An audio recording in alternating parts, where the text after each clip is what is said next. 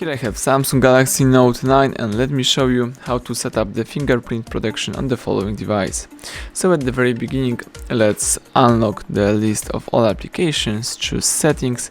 Here you need to find and select Biometrics and Security. And here you can use some kind of the screen lock. It could be face recognition, it could be iris scanner or fingerprint scanner. In my case, let me use fingerprint scanner.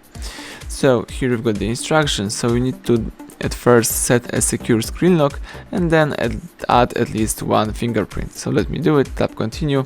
So let's decide that you would like to use pattern, pin or password as your backup method. It could be pattern in my case. Let me draw my pattern, tap continue, and let's do it again just for confirmation. Alright, now you need to register your fingerprint by swiping. The fingerprint sensor is right here.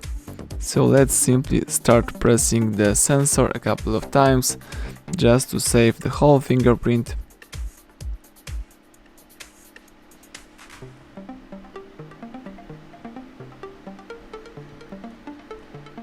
Alright, as you can see, in my case, fingerprint is added.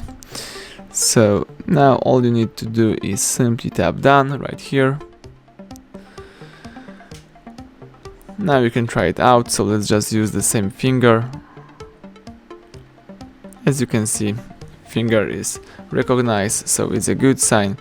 Now you can simply press power key to check how it works, and as you can see, the screen lock pops up. So you can use pattern, or you may unlock your device also by the fingerprint. Let's just press it on your sensor and that's it. You just unlock your device by using the fingerprint. So thank you for watching. Please subscribe our channel, leave thumbs up under the video.